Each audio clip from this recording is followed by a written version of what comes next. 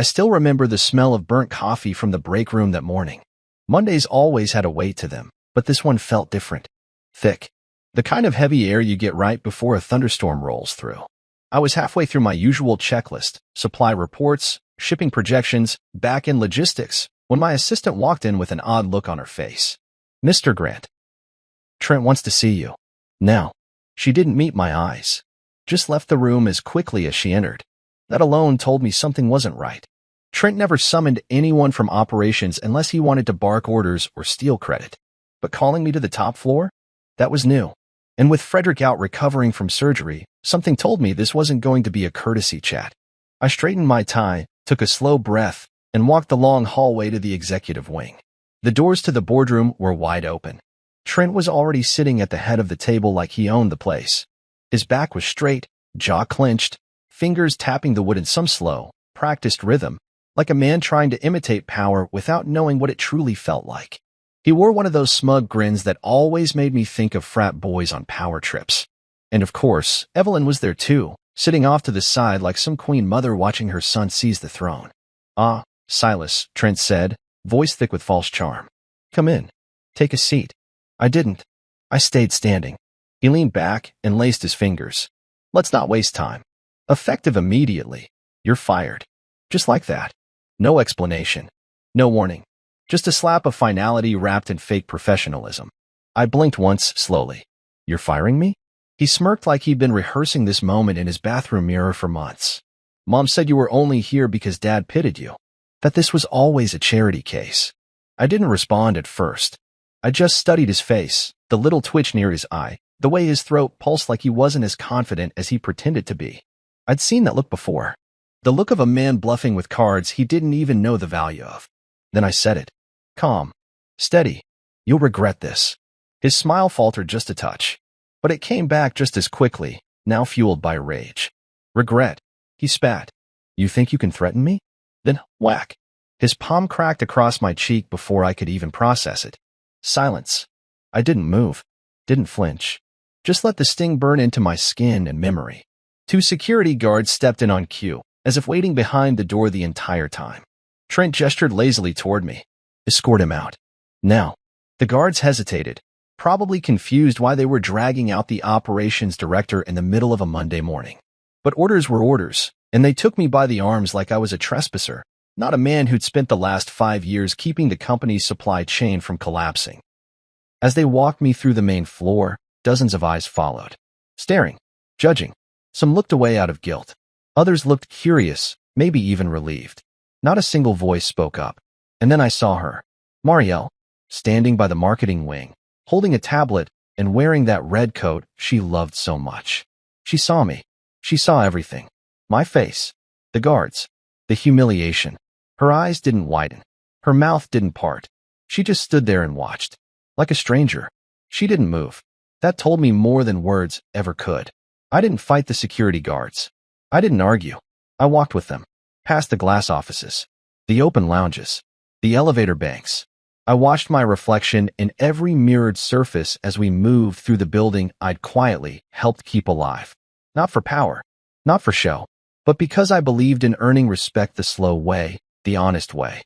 By the time we reached the main entrance, I felt the weight of every second I'd spent pretending I didn't mind being overlooked. I stepped out into the wind and adjusted my collar. The glass doors slid shut behind me. I could almost hear them sigh as they locked. That slap still burned on my face. But it was nothing compared to the fire building in my chest. I pulled out my phone. It buzzed in my palm. Text from logistics, finance, 2 vendor reps asking why I hadn't responded to their emails. I typed a brief reply to all of them. Out for the day? We'll update you soon.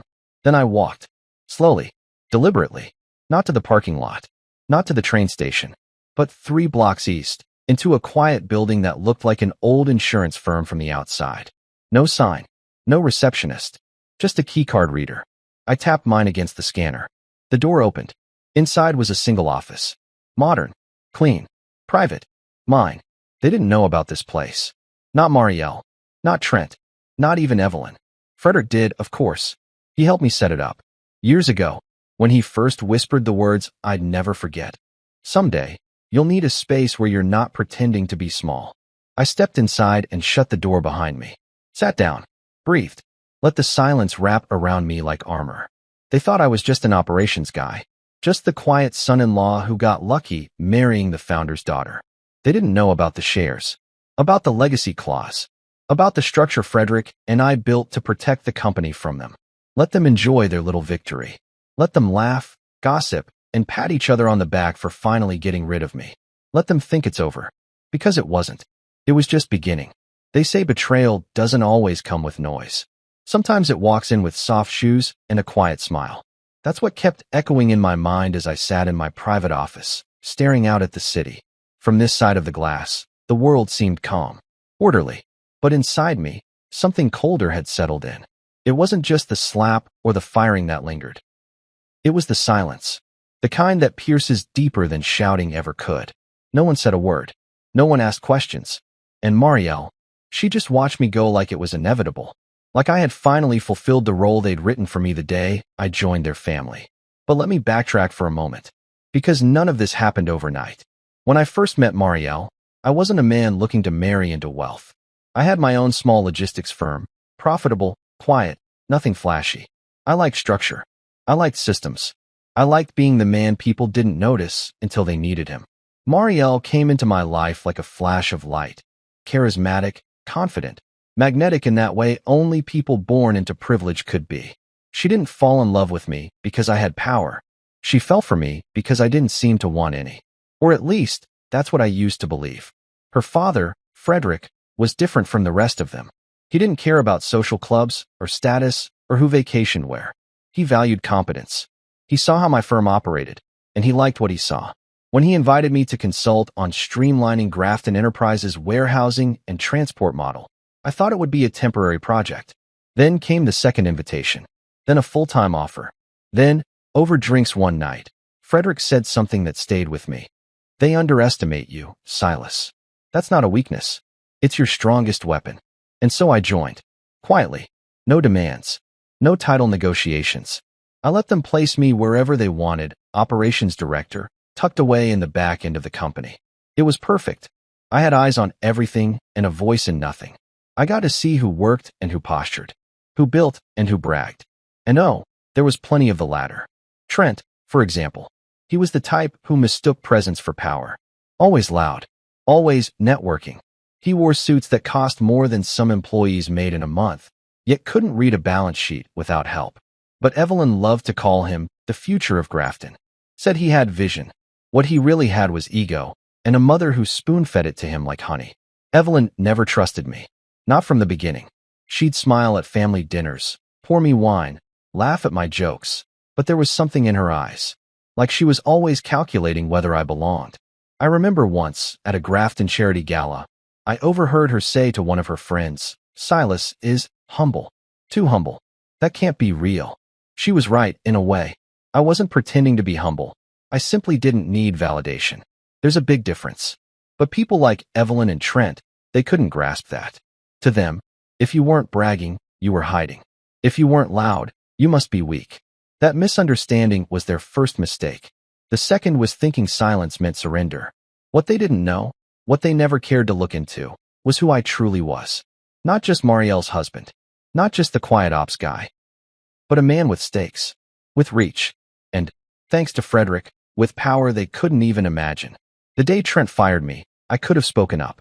I could have mentioned the shares. The legal agreements. The silent contracts Frederick and I had structured with attorneys and board proxies. But I didn't. Because the truth is, sometimes you have to let people show the world exactly who they are before you take the floor. Let them write their story. Then tear out the final page. I sipped my coffee and opened my laptop. My inbox was full, confused suppliers, delayed schedules, even a few overseas partners asking why they hadn't heard from me. I replied to each one calmly, setting brief meetings. I didn't tell them what happened. I didn't need to. They'd see it soon enough. Then I opened an older email. One I'd saved for a moment like this. Subject line. Legacy clause confirmation. It was a signed scan from Frederick's personal lawyer, dated 3 years ago, confirming my 40% voting share in Grafton Enterprises. Locked. Transfer protected. Silent until triggered by removal without cause or any hostile executive takeover attempt. Trent had unknowingly pulled that trigger. I leaned back in my chair, thinking about how quickly perception shapes reality. All these years, I let them view me as background noise. And I never corrected them. Why would I? It's easy to maneuver in the shadows when everyone else is blinded by their own spotlight. They whispered that I only had a job because Frederick pitted me. They assumed I needed the family, that I needed Marielle. But they never asked why I never brought my own family around. Why I drove a modest car. Why I didn't flex, didn't boast, didn't chase credit. Because the truth? I didn't come into their world empty-handed. I came in playing the long game, and they gave me everything I needed to win it. I walked over to the small cabinet in the corner of the office and pulled out an old photo, one of Frederick and me at a Grafton warehouse site, both of us in construction vests and laughing over some ridiculous inventory glitch. He wasn't just my father-in-law. He was my mentor, the only person in that family who saw past the surface. He once told me, "This company doesn't need another prince. It needs a steward." That's what I'd been all along. While Trent played dress-up CEO and Evelyn plotted in corners, I made sure trucks left on time. That deal's closed. That software system stayed ahead of competitors. I did the work no one clapped for. And now? Now I was going to let them feel what happens when the man they dismissed turns out to be the pillar they were standing on. I turned off the lights in my office and stepped out into the hallway. Quiet. Empty. Clean. It reminded me of something I'd read once. True power is never loud. It is silent, still, and terrifying when revealed. They had seen the outsider, but soon they would meet the man behind the curtain, and they wouldn't know what hit them. When the news came in, I was already halfway through a morning call with one of our international partners. A short ping on my phone. Nothing flashy, just a private message from Frederick's driver. He's back. Early. Walking into headquarters now. I read it twice. Frederick wasn't supposed to return for another 2 weeks. His surgery had gone well, but the doctors had insisted on rest. 3 weeks minimum. No meetings. No emails. No stress. Clearly, that advice didn't stick. I leaned back in my chair, the corner of my mouth twitching into something between a smirk and a breath of relief. This was it. The moment that would flip the entire game board. I ended my call, locked my screen, and stood by the floor-to-ceiling window of my private office, staring out over the city. My reflection looked back at me, calm, still, unreadable. I could already imagine how it was unfolding down there on the 25th floor. Frederick Grafton didn't walk into a room. He arrived. I could picture it perfectly. The double glass doors parting. The slight hush as employees recognized him. The quiet shuffle of people suddenly pretending to be busy, suddenly standing straighter. His cane tapping lightly against the floor, more for rhythm than support. The board meeting had already been scheduled that morning. Trent called it to announce new leadership strategies, his code phrase for grabbing more control. He thought he had the room. He thought his mother's influence would seal it. He had no idea the founder himself was about to walk into that room and break his little spell in half. I didn't go down. I didn't need to. That room was about to catch fire all on its own. Later, when the assistant who once avoided my eyes came running breathlessly into my office to tell me what happened, I just nodded and let her speak. But let me tell it to you the way I saw it in my mind. Because while I wasn't in the room, I know those people too well. Frederick stepped inside, early. No one saw it coming. One moment, Trent was mid-presentation, probably babbling about streamlining executive decisions, and the next, his father's voice cut through the noise like a sword through fog. "Where's Silas?" Just 3 words. That's all it took. Everyone froze. Trent blinked, confused. Dad, you weren't. How did it?" Frederick didn't sit, didn't smile. He just leaned slightly on his cane and repeated, this time with a colder edge, "Where is Silas?" You have to understand, Frederick wasn't a man of drama. But when he raised his voice, even a little, the room listened. Years of respect earned that right. Trent gave the kind of laugh you use when you're caught off guard and trying to play it cool. "Oh, him? Yeah. I let him go. He was only here because you felt sorry for him, remember?" Silence. I imagine it was the kind of silence that settles just before a storm shatters windows. That kind of silence. Frederick's entire expression changed. Not a flicker of surprise. He already knew, of course.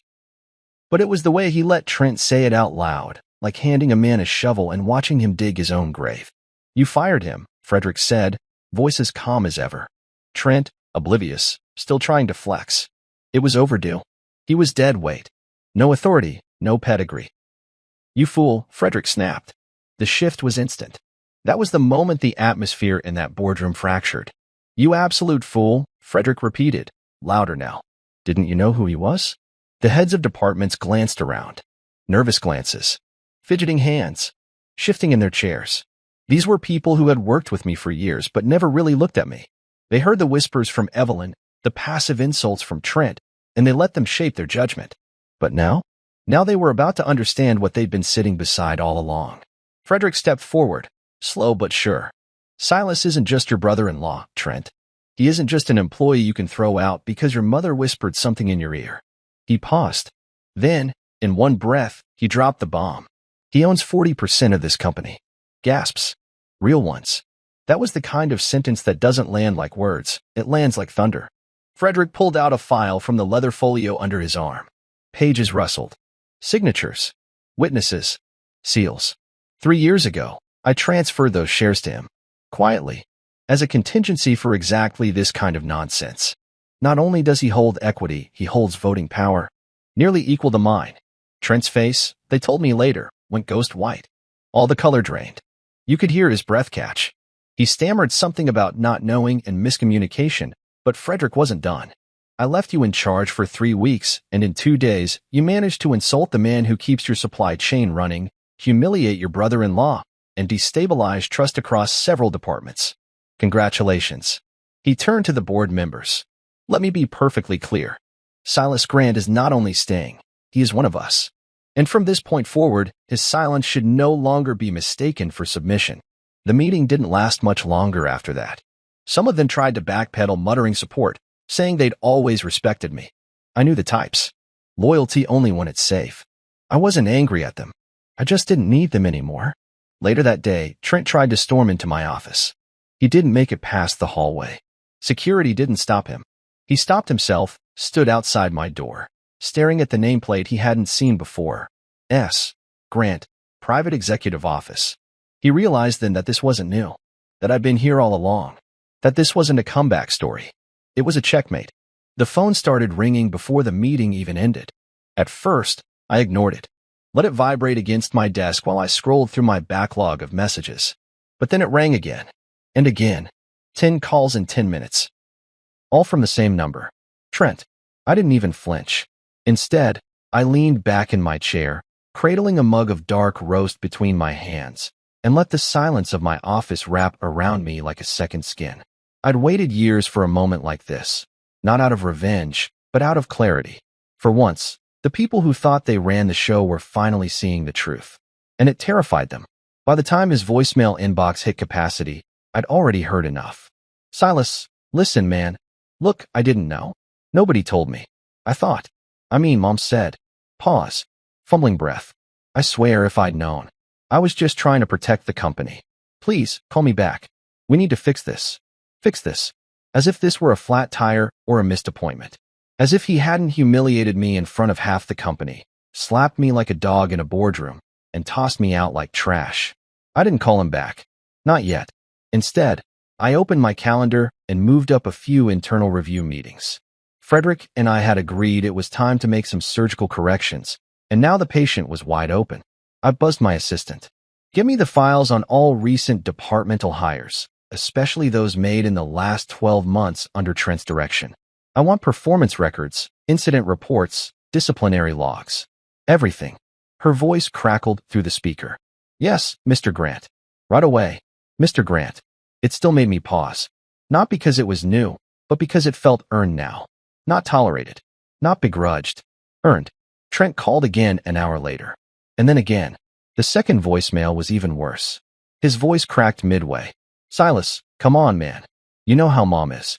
She said you were just taking up space, that Dad only kept you around to keep Marielle happy. I didn't mean any of it. I was just trying to do what she wanted. Please. This is all a misunderstanding. A misunderstanding. That word rolled around in my head like a loose marble in a glass. Except I hadn't misunderstood anything. They'd underestimated me, disrespected me, and tried to erase me. And now? Now they were scared. But the part that truly struck me wasn't Trent's desperation. It was the sudden, awkward silence from Marielle. Not one text. Not a single knock on my door. Nothing. The woman I had once dreamed of growing old with hadn't even asked if I was okay. Not after the firing. Not after the reveal. Not once. That kind of silence doesn't come from ignorance. It comes from choice. She had made hers, and I had made mine. Later that evening, just before sunset, I stepped out of my office and rode the elevator down to the executive garage. My car was parked in the same spot it had always been, sloppy 12, tucked beside the pillar. But this time, as I approached, something felt different. I turned the corner and found Trent leaning against my car. He looked like hell. Tie loosened, eyes bloodshot, jaw tight, but trembling just enough to show the cracks. "Silas," he said, standing up straight. "We need to talk." I looked at him, really looked. Not the pompous little tyrant in designer suits, but the scared boy hiding under all that bluster. "We already talked," I said calmly. "Remember? You said I was here out of pity. You slapped me, had me escorted out like a thief." He swallowed hard. "I didn't know." "No," I replied. "You didn't bother to know." He looked away, then back. "I made a mistake." "That's not a mistake," I said. "A mistake is printing the wrong number on a sales sheet. What you did was intentional." I panicked, he admitted. "I thought Dad was done. Mom said I had to act fast, take charge, show strength. I didn't think you'd fight back." I almost laughed at that. "Fight back? Trent, I haven't even started." His face paled. "I'm not here to destroy you," I continued. "I don't need to. You've done that on your own. What I will do is rebuild what you try to tear down, and you'll watch it happen." He stood there for a second, shifting on his feet, searching my face for any sign of forgiveness. When he found none, he reached for the last thread he could grab. "What do I do now?" I paused, then stepped closer. "You start by remembering the exact moment you lost your crown and realizing it never belonged to you in the first place." I opened my car door, got in, and drove off without another word. As the city lights blurred past my windshield, I thought about how different things could have been. If Trent had ever bothered to listen. If Evelyn had ever looked beyond her pride. If Marielle had spoken even a single word in my defense. But none of them had. And now? Now they were all in panic mode. And me? I was just getting comfortable. Back at home, I poured myself a glass of wine and walked to the quiet corner of the balcony. From up here, the world looked small. Predictable. Like a chessboard I already knew the moves to. My phone buzzed one last time that night. A text. From Trent. "Silas, please. I'll step down. I'll resign. Just don't shut me out completely. Please. I'm sorry. I'll do anything." I stared at it for a long moment, then deleted it without replying. Because when someone finally sees your worth after they've tried to erase you, that's not reconciliation. That's fear. And I wasn't going to give fear the satisfaction of a response. It was 3 years ago, but I remember that night like it happened yesterday. Frederick had called me unexpectedly, just after a late board meeting wrapped up. No explanation. Just a short message. "Come to the cellar." I almost laughed when I read it. The cellar? That wasn't a place for business. That was his private sanctuary, where he stored old vintages and family keepsakes, where only his most trusted company ever stepped. I had only been down there once before, briefly, to help him carry a delivery crate from a supplier in Bordeaux. But this time was different. I walked through the house, past the marbled kitchen and down the winding hallway until I reached the heavy oak door. It was already cracked open. I stepped inside and found him seated alone, a dim lamp casting long shadows across the stone floor. "Close the door," he said. His voice was low, calm, but there was something in it that told me this wasn't just about wine or idle reflection. I shut it gently behind me. On the table in front of him sat 2 glasses and a thick brown envelope. No branding, no seal, just a faint crease down the center, as if it had been opened and read many times. He gestured to the seat across from him. "Sit." I obeyed, not out of obligation, but because when Frederick Grafton said sit, you did. He poured us both a drink. A deep red, one of his favorites. Then he slid the envelope toward me and said, "Read this. All of it." I pulled the contents free and saw legal papers. At first, they looked like stockholder documents, amendments to existing contracts. But as I read further, I felt my throat tighten. It wasn't just paperwork. It was a blueprint. A hidden structure he had built within the very foundation of Grafton Enterprises. A system of protection, of power transfer, that activated only under certain conditions. Legacy clause, the heading read. According to it, Frederick had already transferred 40% of the company's voting shares into a silent trust, one registered under my name. Not public, not visible to general shareholders, not even to Evelyn, Marielle, or Trent. He had done this quietly, deliberately. I looked up at him, stunned. Why? I asked. Why me? Frederick leaned back, his face unreadable for a moment. Then he gave a quiet sigh. Because you remind me of me, he said. Back when I started this company in a warehouse with peeling paint and one fax machine that barely worked. He took a slow sip from his glass. I see the way you move through this family, this business. You don't shout. You don't fight for the spotlight.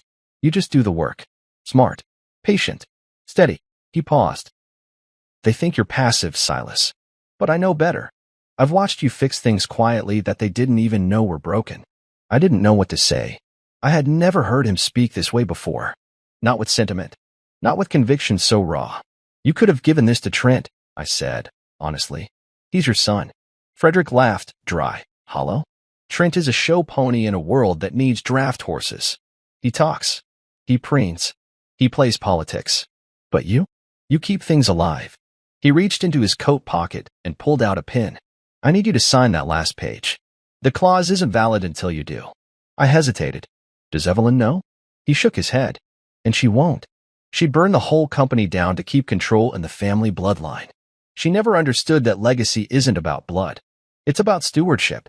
So I signed. And from that moment on, I became something else, not just an operations guy. Not just the quiet husband of the Grafton daughter. I became the silent spine of a $200 million company. And I carried that weight in silence for 3 long years. I kept my head down. Watched Trent rise, watched Evelyn manipulate meetings, watched Marielle's affection quietly wither into indifference. I said nothing. Not because I was weak, but because Frederick had asked me to wait. Let them show you who they really are, he had said. And they did. Every smirk, every exclusion, every boardroom slight. They thought I was irrelevant. A placeholder. But I was watching, documenting, letting the rope tighten just enough. Because that's the thing about power, when you don't flaunt it, no one suspects you have it. And when the moment finally comes, it doesn't land like a slap. It lands like a thunderclap. That morning when Trent fired me, when he stood there puffed up and smug, claiming I was only there out of pity, I had the clause in my briefcase the whole time. I could have pulled it out right there, dropped it like a grenade and walked out with the building in flames. But I didn't. Because this was never about revenge. It was about the truth. The truth Frederick saw in me. The truth they refused to see for themselves.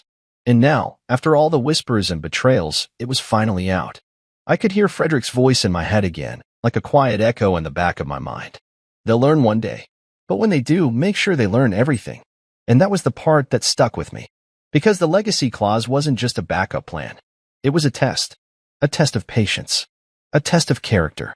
I had waited 3 years, watching a family unravel itself from the inside. Not with hate, but with arrogance. With ego. With carelessness. And now, it was time to rebuild. Not in their image, but in mine. Later that night, I pulled the original copy of the legacy clause from my private vault. Held it under the light. Ran my fingers across the notary seal. Everything Frederick had predicted had come true. The fall of Trent. The implosion of Evelyn's influence. Even the slow decay of Marielle's loyalty. I thought about him, sitting alone in that wine cellar, watching the empire he built tip dangerously toward vanity. And I realized something. He hadn't just given me the shares. He had given me the burden of fixing what he no longer could. And I intended to carry that burden with quiet precision. Because unlike them, I didn't need applause. I just needed results. The air outside the Grafton Enterprises building was crisp that morning. Sunlight spilled across the plaza like someone had tipped a jar of gold over the city. Employees trickled in like every other Monday, coffee in hand, half awake, unaware they were walking into a turning point. The kind that didn't just change headlines, but legacies. Inside the building, everything was already set. The press conference was scheduled for 10 a.m. sharp in the main atrium. Invitations had gone out the night before, carefully worded, deliberate. Frederick didn't want any leaks. No whispers ahead of time. No time for Trent or Evelyn to spin their version. This wasn't going to be a meeting. This was going to be a reckoning. I stood off to the side as the media poured in, reporters from every major business outlet, local journalists, even a few foreign correspondents. Grafton Enterprises had that kind of weight. It wasn't just a company, it was a name. a dynasty. And today, that dynasty was about to be rewritten. Frederick walked out right on time. No cane today. He'd refused it, despite his doctor's warnings. Said it made him look fragile. Said today, more than ever, he needed to stand on his own. He stepped up to the mic, calm and firm, his presence alone silencing the murmurs in the room.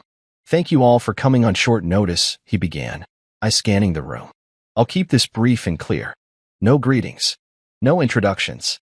Just purpose.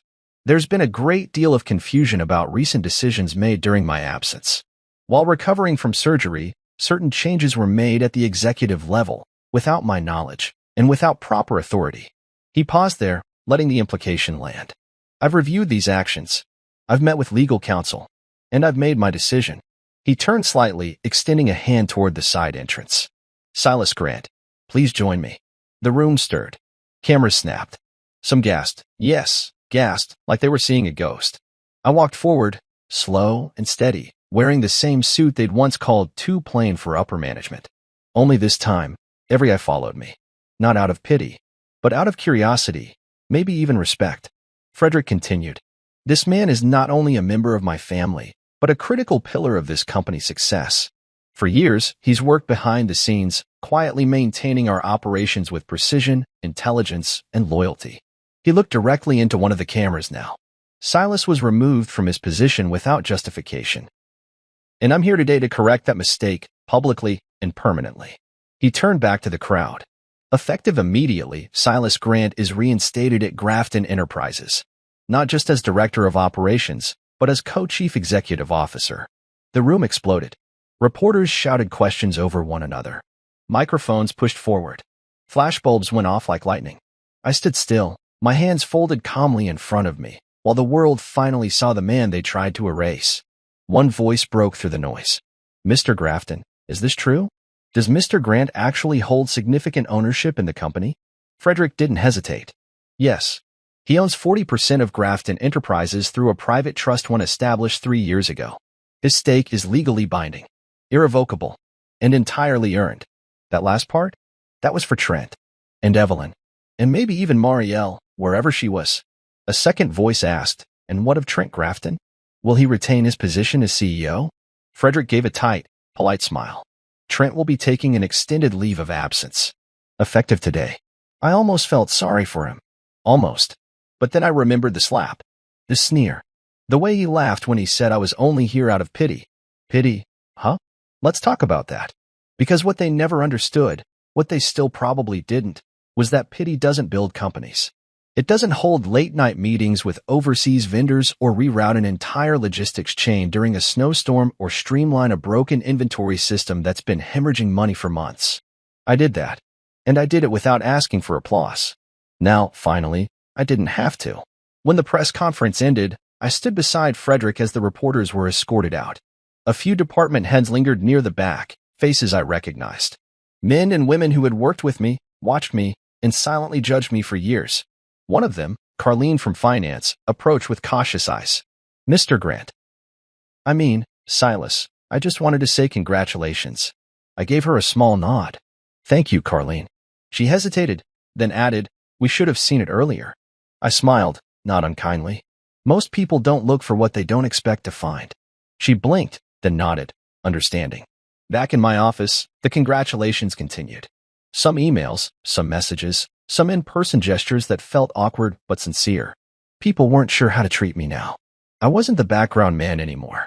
I wasn't just Marielle's husband or the ops guy who never spoke up. I was co-CEO, and they were learning how to adjust. But not everyone adjusted with grace. Evelyn didn't show her face that day. Neither did Trent. And Marielle? Not a call. Not a message. Not even a comment in the family group chat, which had now gone dead silent. I wasn't surprised. I think, deep down, she was more embarrassed by how it happened than what happened. Because I didn't just rise. I was lifted, by facts, by merit, by Frederick himself. And that sort of truth is hard to swallow when you've spent years convincing yourself you married down. That night, I sat in my living room, the co-CEO announcement still trending online. Business blogs dissected the decision. Some praised it as visionary. Others speculated about a power shift in the Grafton family. Some even called it a revenge story. They were wrong. This wasn't revenge. This was restoration. I poured a drink, turned the phone face down, and allowed myself a moment I hadn't felt in years, peace. Because I didn't shout to be heard. I didn't fight to be seen. I just waited and showed up when it mattered most. Retribution didn't come with fists or fire.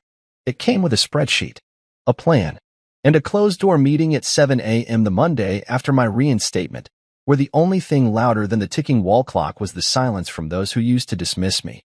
I had called in every department head, finance, legal, HR, tech, logistics, you name it. Some came curious. Some came nervous. A few, like Dawn from marketing, walked in with smug skepticism, still thinking this was some temporary stunt orchestrated by Frederick. They didn't know I'd been watching for years.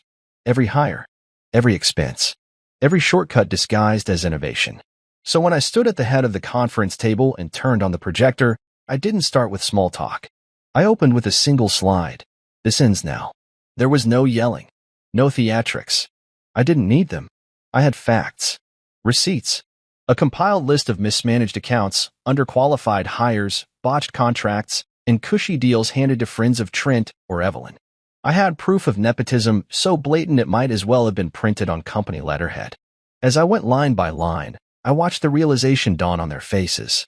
This wasn't a figurehead promotion. This was a reckoning. And I wasn't there to get even. I was there to clean house. I'm not here to fire everyone who disagreed with me, I said, after laying it all bare. But I will remove anyone who mistook this company for their personal playground. A few heads lowered. I believe in accountability. I believe in clarity. And I believe in second chances for those who actually work. I paused. But make no mistake, those chances are limited. The message landed. By the end of that week, 3 of Trent's personal hires were gone, fired quietly, with severance packages I approved but didn't soften. Evelyn's favored HR director was reassigned to a branch in Nevada, far from the influence she used to wield, with a smirk and a whispered suggestion. And Trent? Oh, he stayed for now. Reassigned, not as an executive, but as a senior analyst in data strategy. A role he once joked was for clipboard guys with no ambition. Now he was one of them, answering to a department manager half his age, working on a team that didn't care about last names. Some called it cruel. I called it symmetry. Because this wasn't just revenge. This was reform. I didn't dismantle Grafton Enterprises. I recalibrated it. I began installing quarterly transparency reports, revamped the hiring process to use blind resumes, reopened vendor contracts to assess fairness and pricing. I promoted mid-level managers who had been overlooked for years, quiet, hard-working people like Tanya from procurement or Leo from IT, whose innovation had been repeatedly ignored because he wasn't Grafton material. They were stunned when I called them into my office, handed them new contracts, and said, "Your work hasn't gone unnoticed. It just hasn't been seen by the right eyes until now." I remember Tanya choking up, her voice trembling. I thought, people like me didn't get seen here. You do now, I told her. I made sure of it. The change wasn't instant. You can't turn a ship this big in one day. But within weeks, the mood shifted. People stopped walking on eggshells. They started sharing ideas again. Performance improved across the board. And slowly, the whispers stopped being about how I came into power and started being about what I was doing with it. One afternoon, after a particularly productive product launch meeting, I walked through the operations floor, the same floor I used to quietly oversee while people spoke over me. Now, voices lowered respectfully when I passed. Not out of fear, but out of earned presence. I paused by Trent's new desk. He didn't look up at first, just kept his eyes glued to his monitor, typing something stiffly. When he finally noticed me, he straightened. "Silas," he said with a slight nod. "How's the new team treating you?" I asked. "They're professional," he muttered. "Good," I said. "You might learn something." He winced, but didn't argue. That, at least, was new. I didn't linger. I just kept walking, my footsteps echoing through a hallway where my name had once been a joke and was now etched in. For the name Grafton, which had been tarnished by ego and entitlement. One afternoon, Frederick called me into his home. He was sitting in his study, fireplace lit, glass of scotch in hand. "I've been watching," he said. I sat across from him, waiting. "You didn't burn it down. You rebuilt it." "I did what you asked," I replied. He nodded slowly. "No, you did more." He reached into his drawer and slid an envelope toward me. I opened it. Inside was a single sheet of paper, a draft amendment. He was transferring another 10% of the company into my hands. No strings. Full control. You've proven who this company belongs to, he said. Now I'm making it official. I didn't speak right away. Because for a man like me, someone who had been mocked, slapped, discarded, this wasn't just a gesture. It was a confirmation. I stood, shook his hand, and thanked him. Not just for the trust, but for giving me the chance to earn it when no one else did. That night, I walked home instead of driving. The streets felt quieter, cleaner, like the chaos had settled. The wind was sharp, but it felt good, like something was being stripped away, leaving only what mattered. I passed by the old Grafton billboards downtown. For years, those signs showed Trent's grinning face or Evelyn's elegant branding slogans. Now, they displayed the company's new vision statement. Earned, not entitled. A message I'd written myself. And beneath it? Just the Grafton logo. No faces. No last names. Because real leadership doesn't advertise. It leads. It's strange how you can share a house with someone and still feel like a guest. After the press conference, after the restructuring, after the congratulatory handshakes and subtle nods from board members who used to look past me, Marielle said nothing. She was already home that evening when I arrived, standing by the kitchen island with a glass of wine and her phone, scrolling as if the day's events hadn't just turned her entire family's dynamic upside down. She didn't look up, didn't ask where I'd been, didn't say congratulations. Nothing. I walked in, loosened my tie, set my briefcase down, and waited for her to acknowledge me. She didn't. So I poured a glass of water and stood opposite her, letting the silence stretch. You heard, I finally said. She nodded without looking up. It was on every news channel. I'd have to be deaf not to. Another pause. And I asked. She glanced at me now, her eyes cool and unreadable. You really played us, didn't you? There it was. Not a question of concern. Not curiosity. Just accusation. I leaned against the counter, watching her carefully. I didn't play anyone. I protected what your family was willing to destroy. Her laugh was soft, almost bitter. Is that how you're spinning it now? The silent hero? The patient genius hiding in plain sight? I didn't hide, I said. You just never bothered to see. She set her glass down harder than necessary, the clink sharp against the marble. You could have told me. You could have told me, Silas. I tried, I replied. But every time I started, you either changed the subject or rolled your eyes. You wanted a version of me you could manage. Something safe, predictable, forgettable. Her eyes narrowed. You're twisting this. No, I said calmly. I'm finally untwisting it. She shook her head, walking toward the sink and turning her back to me. So what now? You're the king of the castle? Everyone bows to Silas? Even Trent, demoted and leashed. This isn't about crowns, I said. It's about responsibility. She stared out the window. It's about revenge. No, if it were, you'd be out of this house already. She turned then, finally facing me with something real in her eyes. Whether it was fear or guilt, I couldn't say. I didn't know what they were planning, she said quietly. I nodded. But you didn't stop them either. The words hung there, heavier than I expected. I didn't think it mattered, she admitted. You were always just there. Reliable. Quiet. I never thought you were. Capable. I offered. Worthy? Important. Dangerous, she said. That surprised me. You scare them now, she added. You scare me a little. That cut deeper than anything else she could have said. Not because it was cruel, but because it was true. I changed. Maybe not in my core, but in the way I moved. The way I was seen. And the man she married. The one who folded laundry on Sundays, fixed dripping faucets, smiled through dinner with her parents even while they belittled him. He wasn't standing in front of her anymore. He was gone, replaced with someone who no longer bowed, no longer explained himself, no longer waited for validation that would never come. I walked to the living room and sat down on the couch, letting the tension settle. A few moments later, she followed and stood behind me, arms crossed. Why didn't you leave? She asked softly. After everything they did. After I didn't say anything. Why stay? I stared ahead at the muted TV screen, some documentary playing, irrelevant. Because I loved you, I said. Past tense. The silence after that was different. She sank into the chair opposite me, her voice barely above a whisper. Do you still? I didn't answer right away. I thought about the first time we met. How alive she was, how she made me feel like I belonged in rooms I never dared to enter before. I thought about the wedding, the vows, the way she squeezed my hand when we talked about starting a family. The woman who once looked at me like I was her whole world. But then I thought about the look on her face when Trent fired me. Blank. Cold. Distant. Like I wasn't worth defending. Like I was disposable. I met her eyes now, and I spoke with honesty, not cruelty. I don't know. She nodded slowly, like she had expected it, but hoped to hear something else. I wasn't trying to hurt you, she said. But you did, I replied. Not with what you said, but with what you didn't. She wiped her eye quickly, the kind of motion someone makes when they don't want to cry in front of the person they failed. So what now, she asked. I keep doing what I was meant to do, I said. Lead. Rebuild.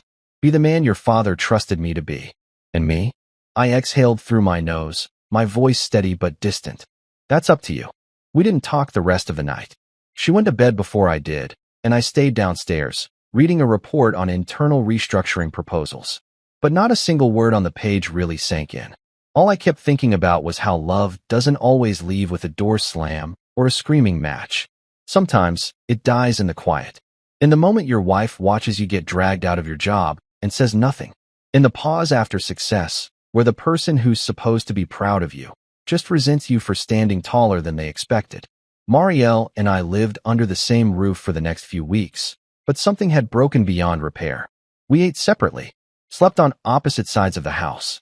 We became polite strangers with too much history and too little heart left. She never asked about the company. I never brought it up.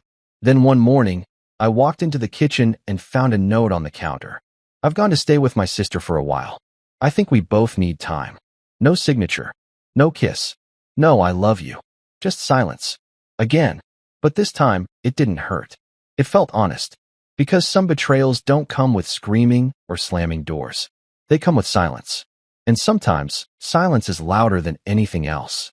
Evelyn Grafton never begged. At least, not in any way most people would recognize. Her brand of power was polished and quiet, trimmed in pearls and practiced smiles. She didn't scream to get her way. She whispered. She aligned.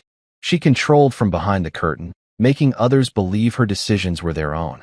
But the thing about puppeteers is, once the strings snap, they're just people with no hands left to move the show. It started with a board meeting she called herself, an emergency session meant to realign vision. I received the calendar invite on a Tuesday evening. No agenda, no prep, no mention of Frederick. She still thought she had influence. She still didn't get it. The morning of the meeting, I arrived 10 minutes early and took my seat at the head of the table. Frederick wasn't there, by design. We'd already talked. He said it was time to let her try and fail in front of everyone. Let her be seen. The boardroom filled slowly. A few of the senior members whispered to one another. Evelyn entered last, wearing one of her signature white suits, pearls glinting, her heels clicking like an old judge entering court. She nodded to a few allies, former allies, rather, then turned to me with a smile so tight it might as well have been carved into her face. Shall we begin? She asked. I nodded. By all means. She stood at the front of the room, holding a tablet she didn't even glance at. There has been a great deal of disruption over the past few weeks, she began. While I respect the decisions made in my husband's absence, I believe they were emotionally driven, and perhaps misinformed. There it was, the start of her campaign. Smooth, elegant, insidious. I propose we revisit the current executive structure, she continued. Reevaluate the new appointments, and realign leadership toward experience and legacy rather than reaction. That word, legacy, she liked to use it as a weapon, as a crown, as if it belonged solely to bloodlines and birthday dinners. She paused, as if expecting a nod, a ripple of support. None came, so she pressed on. Furthermore, I'd like to nominate an interim executive advisory board, comprised of key family stakeholders, until things stabilize. I looked around the room, watching faces carefully. A few looked confused, others uncomfortable. Finally, I spoke. Are you suggesting a family-controlled committee override the board? I'm suggesting we return balance, she replied, still smiling.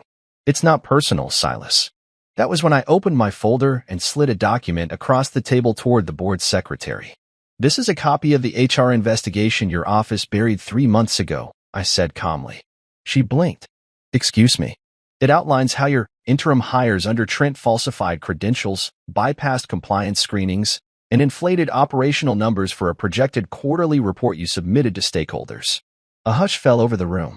Those errors were caught by Tanya Dorsey and Leo Barron, 2 employees you attempted to terminate under the justification of department redundancy. Luckily, your requests were flagged.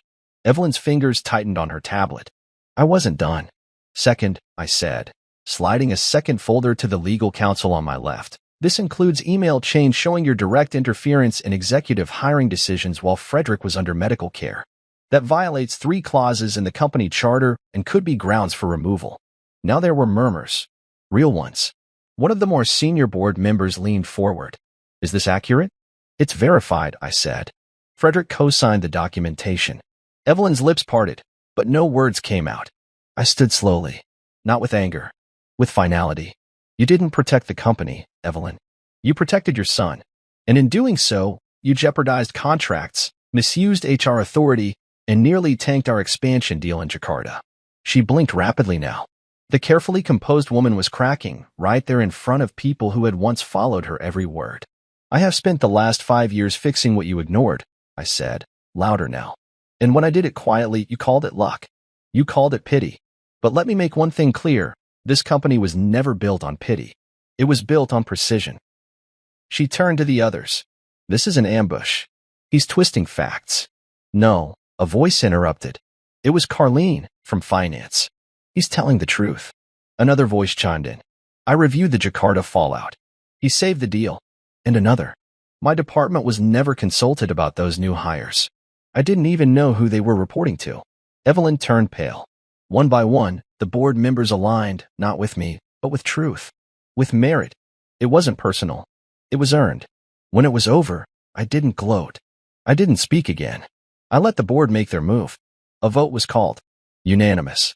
Evelyn Grafton was removed from all executive capacities, and her voting shares suspended pending legal arbitration. Frederick had signed off on it already. She stood there for a long moment, not moving, just breathing, like someone trying to wake up from a dream they couldn't believe had turned into a nightmare. Then, with dignity unraveling thread by thread, she gathered her things and walked out. No goodbyes. No farewell speech. Just silence. Later that day, Frederick and I met in his study. He didn't say much. Just sat with a scotch and nodded slowly. She always thought the company was her inheritance, he said. But it was never about blood. It was about who could carry it forward. She still thinks I stole it, I replied. She knows better now. That night, I sat alone on the back porch of the house, our house, though it felt emptier by the day. I looked up at the stars and let the cold night wind brush against my face. Trent had transferred to the Ohio branch without protest. No goodbye. No fight. Just a quiet exit. Evelyn hadn't spoken to Frederick since the vote. She'd hired a lawyer, of course, but we weren't worried. The evidence was airtight. Marielle was still at her sister's. She hadn't contacted me, and I didn't chase her. Because the truth is, when people show you what they value, believe them. They valued control, status, illusion. And I valued something else. A company with integrity. A legacy worth defending. A future not built on entitlement, but on effort. Evelyn once ruled this family like a matriarch out of marble and gold. But marble cracks. Gold fades. And power, real power, doesn't shout. It rebuilds quietly. One policy at a time. One truth at a time. One removal at a time. A year passed. 1 full year since Trent fired me with a smirk. Since Evelyn tried to reclaim the company through whispers and manipulation. Since Marielle walked out of our home with a bag, a note, and nothing else. I lived differently now. Mornings were slower. I woke before the sun, brewed my own coffee, and walked to work most days instead of driving. Not because I had to, but because I liked to watch the city wake up. The streets, the lights, the rhythm of life. It reminded me of how far I'd come, of how far they had tried to bury me, and how quietly I'd risen back to the top. But now that I was here, I didn't feel taller, just steadier. I had made Grafton Enterprises stronger than it had ever been. The chaos had burned away, leaving only what mattered. The executive structure was leaner, fairer. Promotions were based on metrics, not last names. Bonuses were tied to team success, not wine-glass alliances at board dinners.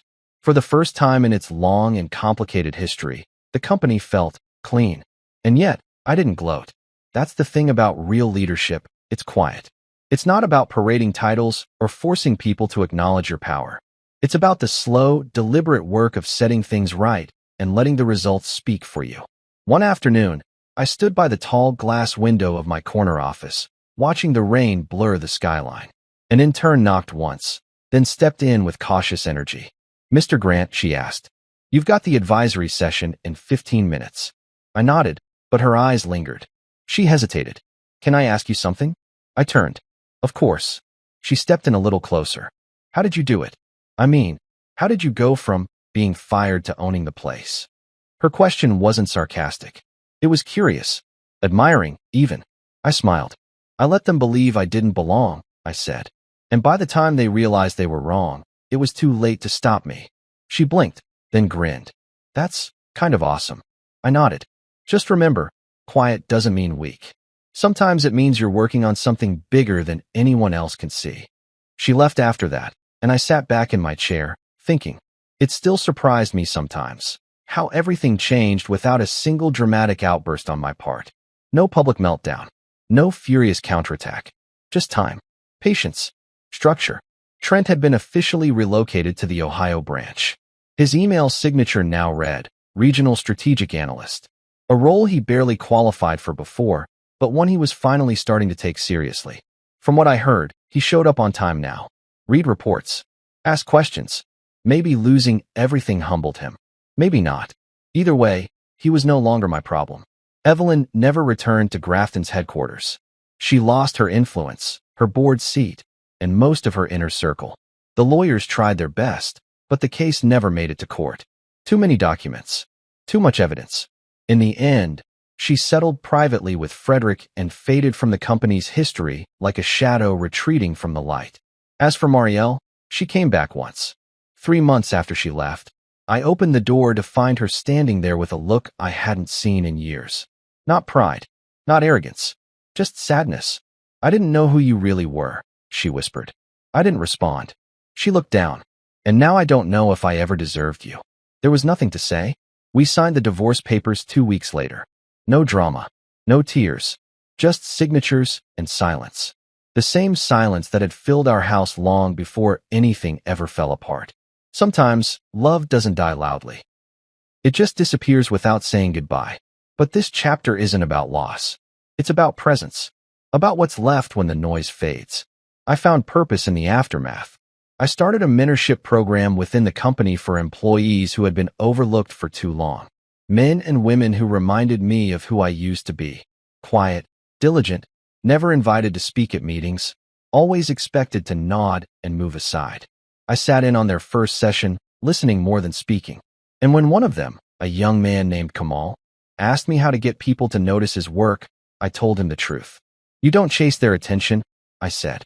"You chase excellence. They'll find you when they need you, and by then, you'll be ready." He nodded like he understood. I hoped he did. One of the greatest misconceptions in business, and in life, is that loud means powerful. That to lead, you must shout. That to win, you must crush. But I built everything by doing the opposite. I listened. I waited. I learned. I didn't slam doors. I opened them from the inside. I didn't demand a crown. I earned it in silence. And that's why, when people now walk into our headquarters and see my name etched beside Frederick's on the glass plaque, they don't ask why. They just nod. Because by now, the story is legend. Not because it was flashy, but because it was real. Sometimes, when I'm alone, I still think about that moment in the boardroom. The day Frederick returned and asked, "Where's Silas?" The pause. The panic. The silence that followed when he revealed who I really was. That moment didn't just expose the truth. It introduced me to myself. I wasn't just the man they underestimated. I was the man they never saw coming. And in the end, that's what makes it all so satisfying. Not the applause, not the title, not the corner office. But the fact that I didn't have to raise my voice to win. I just had to stand still and let the truth speak for him.